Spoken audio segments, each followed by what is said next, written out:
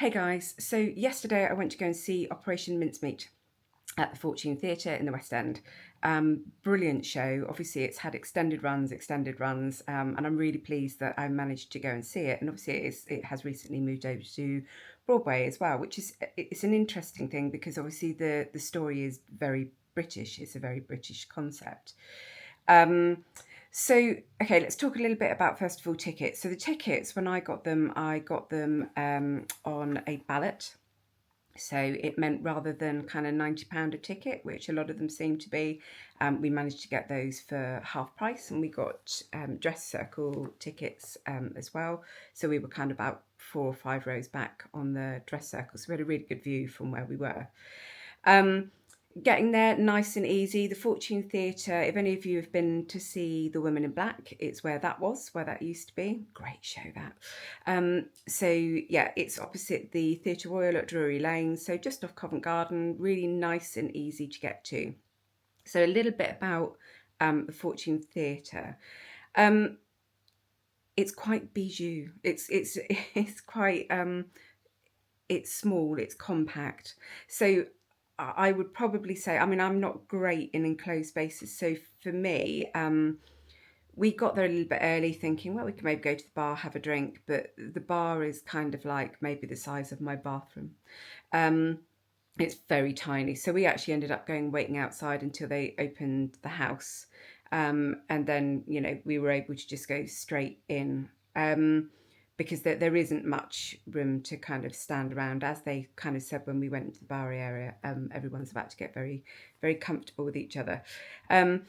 So yeah, if you aren't so keen on enclosed spaces, I would just maybe leave it till we went to the matinee, to leave it till the 2:30 when the house doors are open and you can actually go on into your seats. It's probably easier.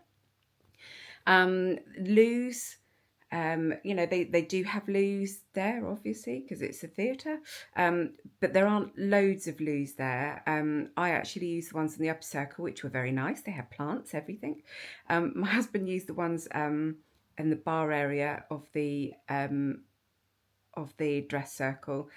He said they were a very interesting experience because they were unisex, but they were open stalls kind of at the top. So yeah, I don't quite know how that one would work. I don't know if I'd feel comfortable with that, but I was quite happy with my toilets with the plants. So let's face it, toilets are important, particularly when you're women and you have to queue for a long time. So that was kind of the theatre itself. The seats are very close together. You feel very near to the seat in front of you. I mean, I've sat in all areas of the Fortune Theatre because I used to take a lot of students up to go and see The Women in Black. So I've sat downstairs in the stalls. I've sat on the dress circle. I've sat in the upper circle. All of them actually have been good views. But yeah, the seats are very close together. They have 2 boxes, which have 2 seats in each of the boxes.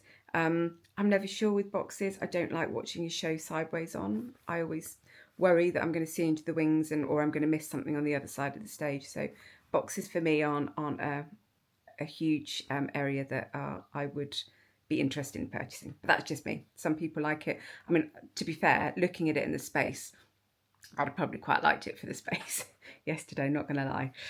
Right, so then you come on to the show itself. So Operation Mincemeat is based on the World War II Operation Mincemeat, when they were going in to sort of move the attention from the Germans from Sicily over to Greece and Sardinia by sort of deceptions. And essentially it was, a homeless man that they'd found who had died from rat poison, who he was then sort of made into this fictitious captain, had loads of documents placed on him, was then kind of set ashore in Spain so that the files got into the hands of the Germans, and then the Germans were fooled and thought that they weren't going to be invading Sicily, that they were actually going to invade Sardinia and Greece, and so they rerouted all of their troops and went over there. That's not a spoiler alert, that's just common knowledge, that's just history. So the musical is based around that concept. And when we first thought about that, I mean, my husband was saying, well, I don't know how they're going to make a musical about something like that and how you make it funny. but they really do manage to. It's a really, really good musical. It's actually directed by Robert Hasty, who directed Standing at the Sky's Edge. So, great director, really, really good pieces.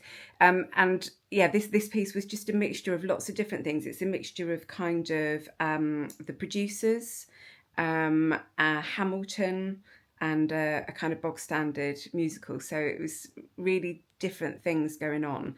You had 5 cast members, 2 male, 3 female. They played every single role, and there was a lot of cross casting. So, and by cross casting, I don't mean angry casting. I mean you have one of the men who were dressed as, well, not dressed even as such. They just had a pair of glasses on that showed that they were this more elderly lady, female secretary.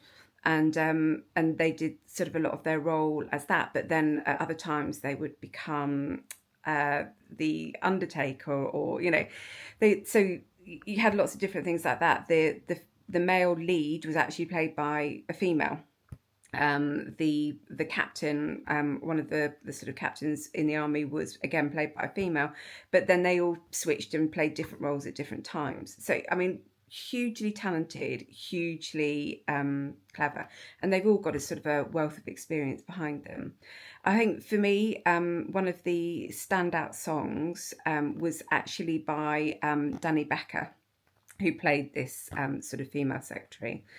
And I mean, his song that he sang as her was just, it was amazing. It was so emotive, to the point where everybody clapped at the end of it, but you just felt like people didn't want to stop clapping. They just wanted to carry on, and even I felt like I just wanted to carry on, which is probably a bit unusual for me as well. I'll clap and then I'm kind of like, right, let's move on, let's carry on. But with this one, I was like, no, well done, that was brilliant, that was really, really good. And it was a really poignant moment amongst all of the comedy.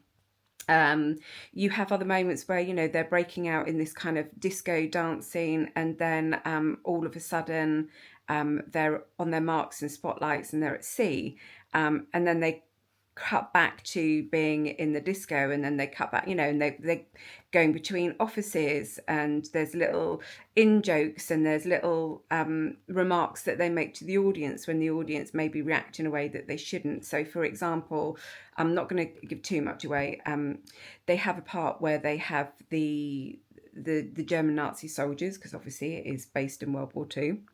And this is kind of where the Mel Brooks producer's influence kind of comes in.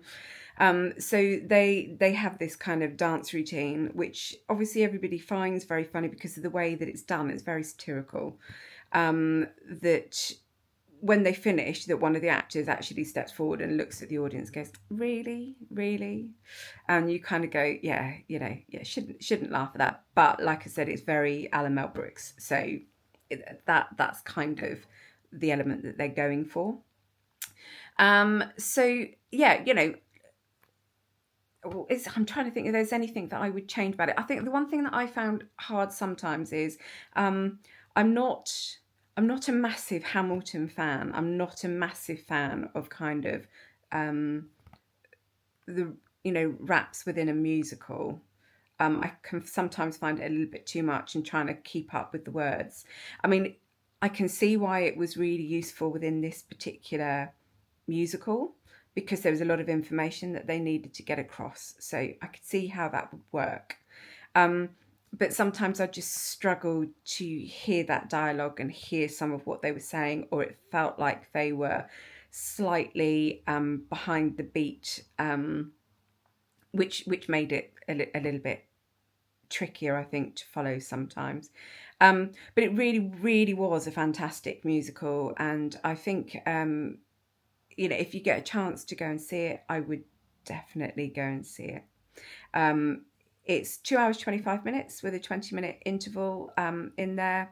So matinee, it started at 3:00. We were finished by about 5:30, and we were able to be at Victoria for 6:00 and on the train on the way home. So definitely a worthwhile production to go and see. Extremely talented individuals. brilliantly directed. Really, really enjoyed it. If you've been to see Operation Mincemeat, let me know what you think in the comments below, and obviously take a look at some of my other reviews from my other shows. Hope you have a fantastic day. Bye bye.